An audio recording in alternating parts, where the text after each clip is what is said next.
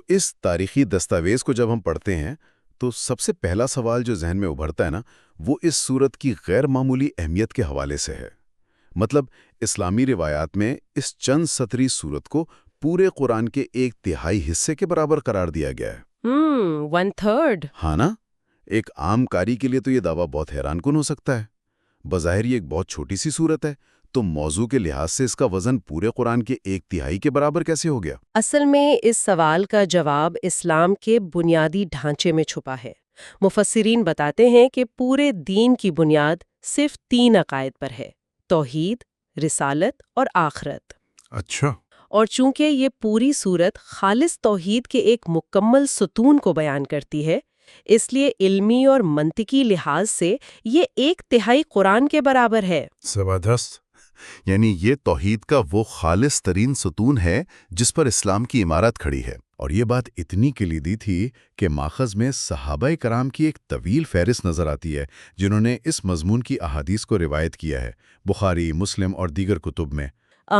یہ اس بات کا ثبوت ہے کہ حضور صلی اللہ علیہ وسلم شعوری طور پر مختلف مواقع پر اور مختلف طریقوں سے مسلمانوں کو اس سورت کی اہمیت محسوس کراتے تھے۔ اچھا، تاکہ وہ اسے روزمرہ کا حصہ بنائیں۔ بالکل۔ آپ صلی اللہ علیہ وسلم کا مقصد یہی تھا کہ اس خالص توحید کے پیغام کو بس کتابوں تک محدود نہ رکھا جائے، بلکہ لوگ اسے کثرت سے پڑھیں، عوام الناس میں پھیلائیں اور یہ ان کے شعور کا حصہ بن جائے۔ اور شعور کا حصہ بننے کی یہ بات نا صرف کوئی نظریہ نہیں ہے، ماخذ میں اس کی 2 بہت زبردست عملی مثالیں بھی دی گئی ہیں۔ حضرت عائشہ رضی اللہ عنہا سے مروی ایک واقعہ ہے جو سیدھا دل پر اثر کرتا ہے۔ ہاں، وہ سردار والا واقعہ نا؟ جی، وہ بتاتی ہیں کہ رسول اللہ صلی اللہ علیہ وسلم نے ایک صحابی کو ایک مہم پر سردار بنا کر بھیجا، تو اس سردار کا معمول یہ بن گیا کہ وہ ہر نماز کی قرات کے آخر میں لازماً قل هو اللہ احد پڑھتے تھے، یعنی ہر عبادت کا لازمی جز بنا لیا تھا انہوں نے اسے۔ اور پھر جب وہ مہم سے واپس آئے اور ان کے ساتھیوں نے حضور صلی اللہ علیہ وسلم کے سامنے اس بات کا ذکر کیا تو آپ صلی اللہ علیہ وسلم نے فوراً انہیں منع نہیں کیا نا، بلکہ فرمایا کہ ان سے پوچھو وہ ایسا کیوں کرتے ہیں۔ نیت جاننا ضروری تھی نا؟ بالکل۔ تو جب ان سردار سے وجہ پوچھی گئی تو انہوں نے ایک انتہائی خوبصورت جواب دیا۔ انہوں نے کہا کہ چونکہ اس صورت میں رحمان کی صفت بیان کی گئی ہے، اس لیے اس کا پڑھنا مجھے بہت محبوب ہے۔ واہ!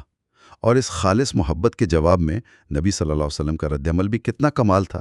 آپ نے فرمایا، ان کو خبر دے دو کہ اللہ تعالیٰ انہیں محبوب رکھتا ہے، یعنی بندے کی اس صورت سے محبت اللہ کی اس بندے سے محبت کا سبب بن گئی۔ بے شک۔ اور اسی طرح کا ایک اور واقعہ بھی ہے نا، حضرت انس کی روایت سے، جو مسجد قباء کے ایک امام کا ہے۔ ہاں، وہ امام تو اپنی امامت تک چھوڑنے کو تیار ہو گئے تھے۔ صحیح بات ہے۔ وہ واقعہ بھی اس بات کی گواہی دیتا ہے کہ یہ سورت صحابہ کے دلوں میں کس طرح اتر چکی تھی۔ اس امام کا طریقہ یہ تھا کہ وہ ہر رکعت میں پہلے یہ سورت پڑھتا اور پھر کوئی اور سورت میں لاتا تھا۔ تو مقتدیوں نے اعتراض کیا ہوگا؟ ظاہر ہے، مقتدیوں نے ٹوکا کہ یہ طریقہ درست نہیں، یا تو یہی پڑھو یا دوسری سورت پڑھو، مگر اس شخص کا جواب بڑا واضح تھا کہ وہ اسے نہیں چھوڑ سکتا، اگر لوگ چاہیں تو وہ امامت چھوڑ دے گا۔ واہ، کیا استقامت تھی! پھر نبی صلی اللہ علیہ وسلم نے کیا فرمایا؟ جب معاملہ نبی صلی اللہ علیہ وسلم تک پہنچا نا اور آپ نے وجہ دریافت کی تو اس شخص کا بھی یہی ایک جواب تھا کہ مجھے اس سے بہت محبت ہے، اور اس پر آپ صلی اللہ علیہ وسلم نے فرمایا کہ اس صورت سے تمہاری محبت نے تمہیں جنت میں داخل کر دیا۔ سبحان اللہ! یہ واقعات ظاہر کرتے ہیں کہ اس صورت کے الفاظ میں کوئی ایسی کشش تھی جو انسان کو اندر سے بدل دیتی تھی۔ لیکن اگر ہم اب اس صورت کے نام کی طرف آئیں تو ایک عجیب سی الجھن ہوتی ہے۔ وہ کیسے؟ دیکھیں، قرآن کی عام صورتوں کے نام ان کے اندر موجود کسی نمایاں لفظ پر رکھے جاتے ہیں نا، جیسے سورۃ البقرہ یا سورۃ القلم، مگر لفظ اخلاص تو اس پوری صورت میں سرے سے کہیں موجود ہی نہیں ہے۔ تو پھر اس کا یہ نام کیسے پڑ گیا؟ اچھا، یہی وہ مقام ہے جہاں اس صورت کی گہرائی مزید کھل کر سامنے آتی ہے۔ اخلاص اس صورت کا محض کوئی روایتی نام نہیں ہے، بلکہ یہ اس کے پورے مضمون کا عنوان ہے۔ عنوان ہے؟ مطلب کیسے؟ عربی میں اخلاص کا مطلب ہے کسی چیز کو خالص کرنا یا ملاوٹ سے پاک کرنا۔ اس صورت کا یہ نام دراصل اس مفہوم اور اس اثر کی وجہ سے رکھا گیا ہے جو یہ پیدا کرتی ہے، یعنی جو شخص بھی اس کو سمجھ کر اس کی تعلیم پر کامل ایمان لے آئے گا نا، وہ شرک سے خلاصی پا جائے گا۔ اچھا، خلاصی پا جائے گا، یعنی یہ اس کے نتیجے کی عکاسی کر رہا ہے۔ بالکل صحیح سمجھے آپ، یہ نام اس کے متن کی نہیں بلکہ اس کے اثر کی عکاسی کرتا ہے۔ شرک سے خلاصی پانا، یہ نقطہ اس بات کا تقاضا کرتا ہے کہ ذرا ہم اس دور کے عالمی پس منظر پر بات کریں۔ آخر دنیا کو کس چیز سے خلاصی درکار تھی؟ جب ہم ماخذ پڑھتے ہیں نا، تو حیرت ہوتی ہے کہ انسانی ذہن خدا کے تصور کے معاملے میں کس قدر مادی خرافات کا شکار ہو چکا تھا۔ بالکل، اس دور کے مشرکین اور بت پرستوں کے عقائد کو ہی دیکھ لیجئے۔ وہ لکڑی، پتھر، سونے اور چاندی کے بنے ہوئے خداؤں کو پوج رہے تھے۔ ان کے تصور کے مطابق خدا محض کوئی روحانی ہستی نہیں تھا، بلکہ خداؤں کی باقاعدہ شکل اور جسم ہوتا تھا۔ اور نسلیں بھی چلتی تھی ان کی۔ جی ہاں، ان دیویوں اور دیوتاؤں کی نسلیں چلتی تھیں۔ کوئی دیوی ایسی نہیں تھی جس کا شوہر نہ ہو، اور کوئی دیوتا ایسا نہیں تھا جس کی بیوی نہ ہو۔ بات یہاں تک پہنچی ہوئی تھی کہ ان خداؤں کو باقاعدہ کھانے پینے کی ضرورت ہوتی تھی، جس کا بندوبست ان کے پجاری کیا کرتے تھے۔ مطلب خدا کھانا کھا رہا ہے؟ یہ تو بہت ہی عجیب مادی سوچ ہے۔ اور بہت سے مشرکین کا تو یہ بھی ماننا تھا کہ خدا انسانی شکل میں زمین پر ظاہر ہوتا ہے، اور کچھ مخصوص انسان خدا کے اوتار ہوتے ہیں۔ اچھا، یہ تو چلیں بت پرستوں کا حال ہو گیا، لیکن وہ مذاہب جو خود کو ایک خدا کا ماننے والا اور الہامی دعوے دار کہتے تھے، ان کا کیا حال تھا؟ ماخذ تو عیسائیوں اور یہودیوں کے عقائد کی بھی بڑی سنگین تصویر کشی کرتا ہے۔ ہاں، عیسائیوں کو ہی دیکھ لیں۔ وہ ایک خدا کو ماننے کا دعویٰ ضرور کرتے تھے، مگر اس ایک خدا کے ساتھ ان کا عقیدہ تھا کہ خدا کا کم از کم ایک بیٹا تو ہے۔ پھر خدائی میں باپ اور بیٹے کے ساتھ روح القدس کو بھی حصہ دار مانا جاتا تھا۔ اور وہ جو آپ نے شروع میں ذکر کیا تھا، خدا کی ساس؟ بالکل، اس سے بھی آگے بڑھ کر خدا کی ماں اور بعض جگہوں پر خدا کی ساس تک کے تصورات موجود تھے۔ دوسری طرف اگر یہودیوں کو دیکھیں تو ان کا دعویٰ بھی توحید کا تھا، مگر ان کا خدا بھی جسمانیت کی حدود سے آزاد نہیں تھا۔ یعنی وہ بھی مادی صفات رکھتے تھے۔ جی، ان کی روایات میں خدا ٹہلتا ہے، انسانی شکل میں نمودار ہوتا ہے، اپنے بندے سے کشتی لڑتا ہے، اور عیسائیوں کی طرح ان کے ہاں بھی خدا کے ایک بیٹے یعنی عزیر کا تصور موجود تھا۔ اور ماخذ میں مجوسی اور سابئی کا بھی ذکر ہے نا؟ ہاں، مجوسی جو آگ کی پوجا کرتے تھے اور سابئی جو ستاروں کو پوجتے تھے، ان سب کے خدا بھی کسی نہ کسی طرح مادی صفات میں الجھے ہوئے تھے۔ اگر آپ روایات کا جائزہ لیں تو پتہ چلتا ہے کہ اس دور کا انسان خدا کی ماہیت کے بارے میں کتنا کنفیوژن کا شکار تھا۔ مثال کے طور پر عبداللہ بن مسعود رضی اللہ عنہ کی روایت جو طبرانی میں نقل ہوئی ہے، اور ابو العالیہ کی روایت جو مسند احمد اور ترمذی میں ہے۔ ان میں کیا خاص بات ہے؟ ان دونوں کے مطابق مکہ میں قریش کے لوگوں نے اور مشرکین نے آ کر حضور صلی اللہ علیہ وسلم سے مطالبہ کیا کہ اپنے رب کا نسب بتائیے۔ ہاں، کیونکہ اہل عرب تو تعارف میں سب سے پہلے نسب ہی پوچھتے تھے نا۔ بالکل۔ اور اسی طرح حضرت جابر بن عبداللہ کی روایت ہے کہ ایک اعرابی نے آ کر رب کا نسب دریافت کیا۔ تو یہ تو مکہ کے واقعات ہوتے ہیں، لیکن دوسری طرف مدینہ کے دور کی روایات بالکل مختلف نوعیت کے سوالات سامنے لاتی ہیں، جیسے اکرمہ کی ابن عباس سے نقل کردہ روایت جو ابن ابی حاتم اور بیہقی میں ہے۔ اس کے مطابق مدینہ میں یہودیوں کا ایک باقاعدہ گروہ آیا تھا نا؟ جی، جس میں کعب بن اشرف اور حی بن اخطب جیسے بڑے سردار شامل تھے، اور انہوں نے پوچھا کہ ہمیں بتائیے کہ آپ کا وہ رب کیسا ہے جس نے آپ کو بھیجا ہے۔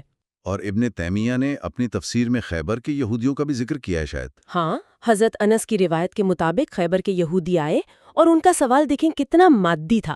انہوں نے پوچھا کہ ملائکہ نور سے بنے، آدم مٹی سے بنے، تو آپ کا رب کس چیز سے بنا ہے؟ جس پر جبرائیل علیہ السلام یہ صورت لے کر نازل ہوئے۔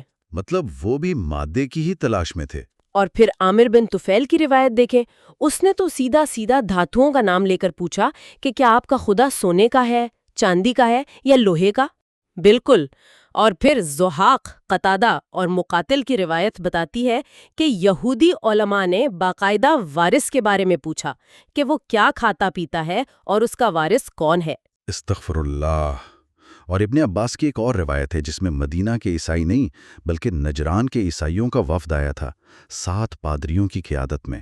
ان کا بھی یہی سوال تھا کہ خدا کس چیز سے بنا ہے، جس پر حضور نے فرمایا کہ میرا رب کسی چیز سے نہیں بنا، اور سب سے جدا ہے، اور پھر یہ سورت نازل ہوئی۔ ہوتا کچھ یوں تھا کہ جب مختلف مقامات پر اور مختلف اوقات میں مختلف گروہوں کی جانب سے ایک ہی جیسا بنیادی سوال اٹھایا جاتا تو اللہ تعالیٰ کی طرف سے ہر بار کوئی نیا کلام نازل نہیں ہوتا تھا۔ اچھا، بلکہ پہلے سے موجود جواب کی طرف رہنمائی کر دی جاتی تھی؟ بالکل، رہنمائی کر دی جاتی تھی کہ اس سوال کا حتمی اور جامع جواب فلاں صورت میں پہلے سے موجود ہے۔ تو مطلب ہم اسے یوں سمجھ سکتے ہیں کہ یہ صورت ایک بنیادی اعلامیہ یا ایک ماسٹر سٹیٹمنٹ کی حیثیت اختیار کر چکی تھی۔ یعنی جب بھی کوئی نیا گروہ وہی پرانا مادی سوال لے کر آتا، چاہے وہ نسب کا ہو یا مادے کا، تو نبی صلی اللہ علیہ وسلم کو حکم ہوتا کہ آپ انہیں یہی نازل شدہ کلام سنا دیں۔